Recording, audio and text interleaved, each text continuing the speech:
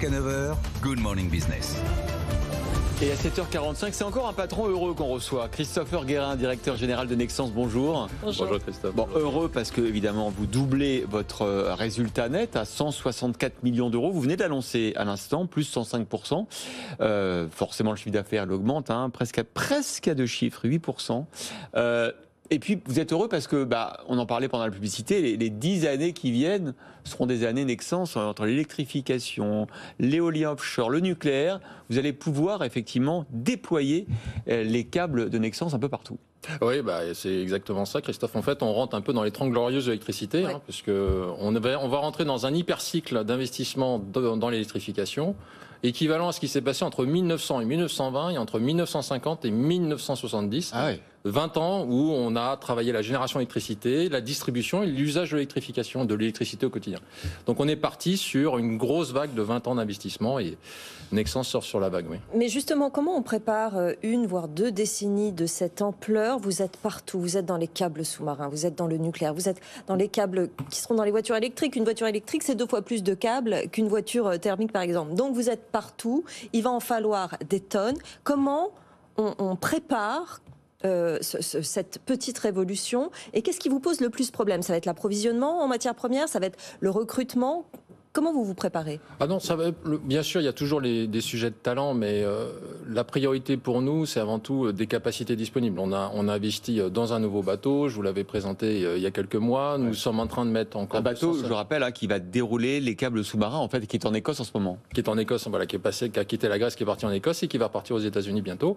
Et plus de 500 millions d'investissements pour augmenter nos capacités, notamment pour tout ce qui est interconnexion sous-marine et tout ce qui est réseau haute tension. La problématique numéro 1 qui va se poser dans les 10 prochaines années, c'est l'accès aux matières premières. Oui. Ah ouais. Le cuivre. Parce qu'en fait, il y a un en même temps de tout. En même temps, on va basculer de l'ère du pétrole aux énergies décarbonées.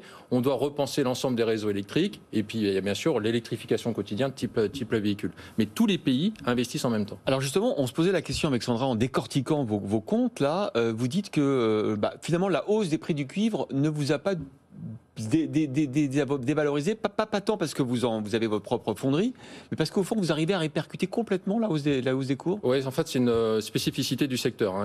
C'était en 1994 où tout le secteur était pratiquement en faillite. Parce qu'on ne répercutait pas le prix du métal qu'on ne maîtrise pas. Il est hedgé à Londres ou de Chicago. Et depuis 1994, tout le secteur passe 100% du coût du métal au client. Ah oui. Voilà. On ne fait pas de marge dessus. Non, il n'y a pas. On ne fait pas de marge. C'est transparent. C'est transparent. On n'est pas des vendeurs de cuivre, on est des vendeurs de câbles. Alors vous dites que effectivement l'approvisionnement c'est la question essentielle. Il va falloir le trouver. Il va falloir le recycler peut-être. Quelles sont les solutions pour s'approvisionner dans les 10 prochaines années? Oui, trois chiffres. En 1995, la consommation de cuivre dans le monde, c'était 9 millions de tonnes, tous secteurs confondus. Aujourd'hui, c'est à peu près 20 millions de tonnes. C'est à peu près aligné avec les capacités d'extraction mondiale.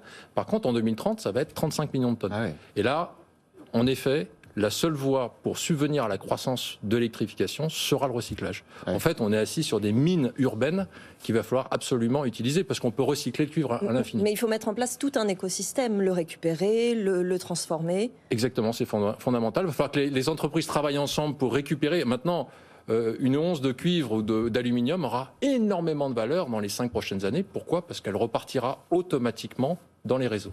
Vous avez vu le programme énergétique français, le nucléaire d'un côté, l'éolien, notamment offshore de l'autre.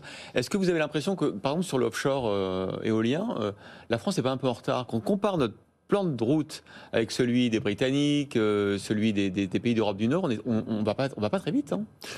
On va pas très vite parce qu'on est en avance. On est en retard. Quand on voit les champs d'éolien offshore déployés au Royaume-Uni, on est en retard. Alors, on est en retard de cette perspective-là, mais on est en avance parce qu'on est déjà porté par une énergie décarbonée qui s'appelle le nucléaire. Oui. Voilà, ce qui n'est pas le cas des Anglais, qui ne sont pas du tout le cas des Américains, qui vont également très vite.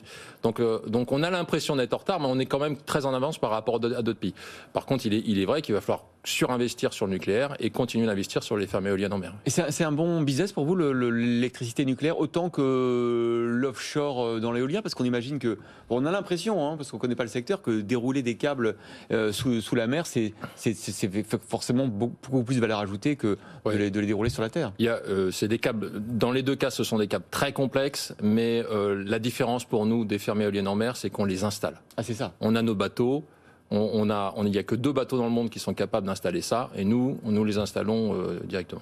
Vous allez bientôt inaugurer à la fin du semestre un centre de recherche sur l'électrification durable. Ça recouvre quoi? On se repositionne en tant qu'un pure player d'électrification là, pour surfer sur cette vague d'un investissement des 10 dernières années, et on est en train de repenser toute la R&D justement pour préparer l'avenir avec des nouveaux matériaux. Alors l'avenir, c'est une mesure pour faire réussir la France. BFM Business, une mesure pour faire réussir la France. Et comme tous les grands patrons que nous recevons, vous avez accepté de jouer le jeu. Alors votre mesure pour faire réussir notre pays? Alors là, pour moi, il y en a une qui est primordiale. C'est nommer.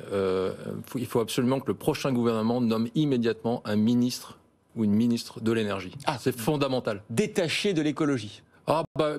Oui, pourquoi? Parce qu'on est dans l'écologie, on est sur les énergies décarbonées, donc maintenant il faut une sorte de plan quinquennal qu'il faut mettre en place sur l'énergie, parce que ça va être un vrai dossier dans les 5 prochaines années. Il faudra effectivement que quelqu'un soit le maître d'œuvre de ce qui a été décidé en matière de centrales nucléaires, par exemple, ou d'éolien offshore, c'est ça? Et puis également de tous les réseaux électriques, parce que si un jour il y a des blackouts, vous allez voir qu'on aura besoin d'un ministre de l'énergie qui s'occupe de tout ça. Peut-être vous, pourquoi pas? Oh non. Merci Christopher Guérin d'être venu avec nous, directeur général de Nexans, ce matin dans Good Morning Business.